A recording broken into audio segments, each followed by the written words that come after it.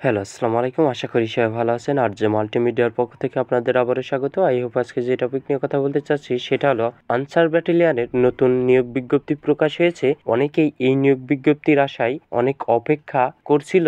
এই নিয়োগ বিজ্ঞপ্তিতে আবেদন করতে গেলে আপনাদের কত টাকা রেজিস্ট্রেশন ফি জমা দিতে হবে, কিভাবে আবেদন করবেন, কত তারিখ থেকে কত তারিখ পর্যন্ত আবেদন করতে পারবেন এবং আবেদন ফি কত টাকা জমা দিতে হবে এবং এই নিয়োগ বিজ্ঞপ্তি সরকারি নাকি বেসরকারি নিয়োগ বিজ্ঞপ্তি সম্পূর্ণ বিষয়ে এই ভিডিওর মাধ্যমে তুলে ধরার চেষ্টা করব। ধৈর্য সহকারে ভিডিওটি স্কিপ না করে সম্পূর্ণ দেখতে থাকুন। সর্বপ্রথম একটি কথা বলতে চাই যে আমার একটি ফেসবুক পেজ আছে, সেখানে আমি সমস্ত আপডেট দিয়ে থাকি। আপনি যদি ইচ্ছুক হয়ে থাকেন তাহলে আমার ফেসবুক পেজে জয়েন হতে পারেন। আমার ফেসবুক পেজের নাম আর জে মাল্টিমিডিয়া। এবার আসা যাক মূল টপিকে।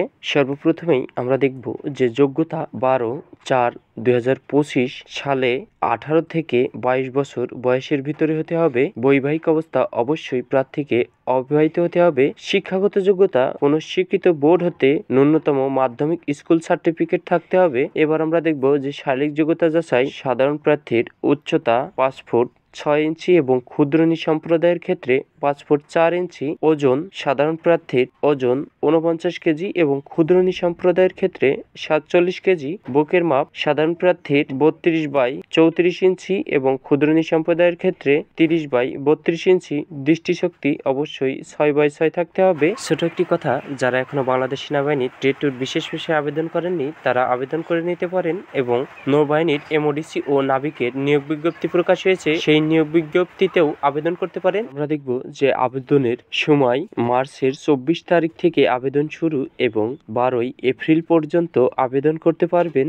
আবেদনের লিঙ্ক আমার ডেসক্রিপশন বক্সে দিয়ে দেবো, ওখান থেকে দেখে নিতে পারেন। এবার আমরা দেখব যে এর পরীক্ষা কোথায় হয়ে থাকে। বাংলাদেশ আনসার ও বিডিবি একাডেমি সফিপুর গাজীপুর, এখানে আপনাদের মাঠ অনুষ্ঠিত হয়ে থাকে। এই মাঠের SMS এর মাধ্যমে আপনাদের জানিয়ে দেওয়া হবে যে কবে আপনাদের মাঠ অনুষ্ঠিত হবে। এবার আমরা জানবো যে এই নিয়োগ বিজ্ঞপ্তিটি কি সরকারি নাকি বেসরকারি। এটি একটি সরকারি নিয়োগ বিজ্ঞপ্তি। স্থানান্তর করা হয় 6 বছর পরে আপনার স্থানান্তর করা হয়। আশা করি বুঝতে পারছেন। আরেকটি কমেন্ট করে থাকে যে এরা কি রেশন পেয়ে থাকে। এরা রেশন পেয়ে থাকে পুলিশ আর্মির মতন একদম সেম। আপনাদের সাথে করে কি কি কাগজপত্র নিয়ে যেতে হবে সে বিষয়ে যদি কোনো ভিডিও লেগে থাকে তাহলে আমার কমেন্ট বক্সে কমেন্ট করবেন, আমি দেওয়ার চেষ্টা করব।